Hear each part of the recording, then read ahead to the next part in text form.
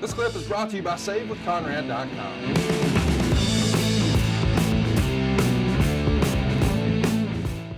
Fast forward, he's unsuccessful to regain the title, but once the belt is declared vacant by Vince McMahon, Miz comes into a tournament to crown a new champion. He would beat Alex Riley and Kofi Kingston. Now he's in the finals. He's going to lose to Rey Mysterio. And so Mysterio's our new champ here. Do you think this was a sort of one and done experiment? Because it does feel like after this big moment, after the big WrestleMania push and even the successful title defense, Miz never quite gets to the last match again, the world title run again. Did you think at the time he was in over his head, or did maybe Vince sour on him? Why don't we see it again? Obviously Vince wanted to move on, and the experiment was what the experiment was. But again, it was cut short. I don't know any specific reason that Mike was not figured in more, other than it's a creative decision. It's the old thing. You look in the box scores in basketball, did not play, coach's decision. Well, this is a coach's decision. The head coach said, we're going to move on. But because Miz was a very versatile, we've seen that he could be a good tag team guy. We know that he's perfecting his heel skills of his presentation. But there was just something there that Vince thought might be missing, and he wanted to get back to the superhero or ultra level a champion. And because Miz really, they broke the mold when they made him champ. We hadn't had a champion with his background, his skill set, and all that stuff in a good while. So I think that's maybe this Vince wanted to go back to what he thought worked better. I don't know if it had something to do with Miz, obviously, but I don't know that it was a personal thing. I just think Vince decided, I'm going to go back to this concept, to this philosophy.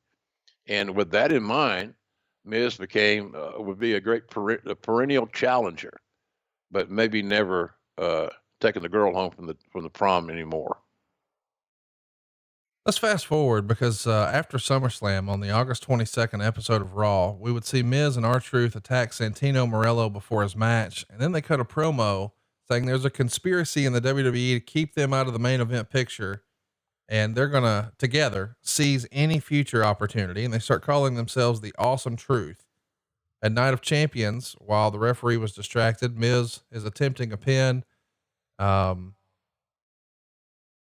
We're going to see Awesome Truth to lose a tag team championship against Air Boom by disqualification.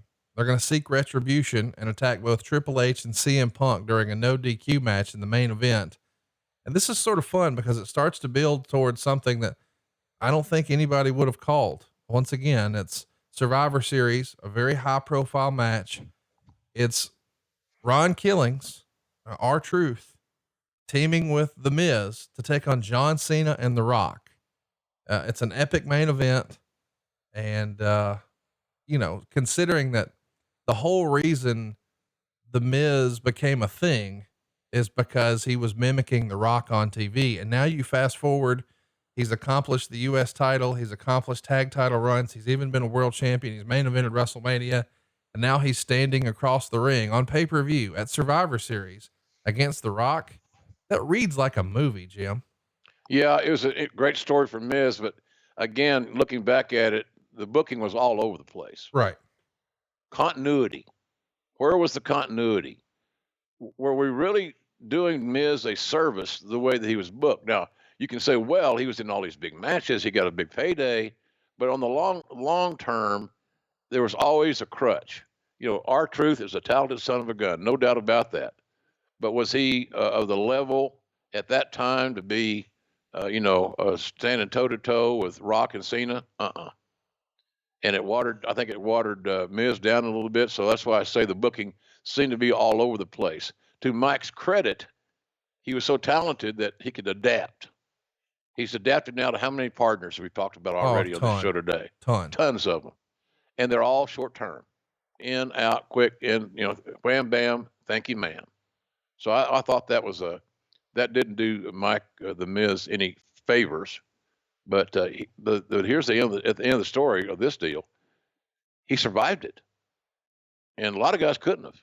He persevered and survived it, even though he knew the booking was inconsistent. Well, it really is. You know, you go back to WrestleMania and then certainly here at Survivor Series, it's all about the John Cena Rock feud, and Miz is just sort of a prop in that feud. But no matter how we classify what it was, he got that spot because he was the most hated guy. So if you've got two over baby faces, they've got to have somebody to unite against. Maybe Cena and Rock don't get along, but if there's one thing we have in common, it's that we hate that Miz. Right. So I you know, you got to give him credit for getting over to the point that the fans hated him and wanted to see him get his ass kicked. But it does, to your point, feel like it's background noise because it's really all about WrestleMania and how we're going to get to the Rock and Cena in a singles match. Yeah, exactly. But again, my point was Miz survived it. Oh, absolutely. He persevered. A lot of guys had their confidence crushed, but not Miz. So for that, I really give him an attaboy and a tip of the black hat, no doubt. He gets a title shot at TLC. He's unsuccessful, but then he's the first entrant at the 2012 Royal Rumble. He scores 2 eliminations. He lasts more than 45 minutes. He's last eliminated by the Big Show. And it does feel like every year the formula is, let's try to make a couple guys. One guy is going to have a ton of eliminations and another guy is going to be the Iron Man and go a long, long time. Miz getting that vote of confidence here to spend so much time in the ring. That shows you that the company hasn't necessarily given up on him. And we confirmed that in Elimination Chamber the next month, he's going to compete for the title. Unfortunately a losing effort. CM Punk is going to win. And he's looking for a spot on the upcoming WrestleMania card, and he's going to join John Laurinaitis' team for a 12-man tag team match. That's hard to imagine that now we're going to main event WrestleMania 27. The following year, we're in a 12-man tag team match. Yeah. A comedy match. Yeah. An attraction match. That's why I say, you know, Miz has succeeded to an amazing level despite the booking. Right. He was looking for that almighty goddamn push, right? Amen, baby. He got pushes, but sometimes he was pushed out the door or in the wrong direction. But he always stayed somewhat relevant due to his own perseverance. And in life or in your job, your relationship, perseverance. He didn't quit on his dream. He didn't quit on his goals. He stayed true to himself and what he wanted to become. And any of us that can do that in our lives, in any walk of our life, is doing ourselves a very strong service. He's not exactly booked that strong when he's losing battle royals and even singles matches against Brodus Clay at Over the Limit in May. But hey, it's Conrad Thompson. Thanks for checking out the podcast here on YouTube. Be sure to hit the subscribe button and the notifications bell so you get a notice anytime we upload some new content. And go save yourself some money right now. If you're in a 30-year loan or you have credit card debt, it's not a matter of if I can save you money. It's a matter of how much. Find out right now for free at SaveWithConrad.com.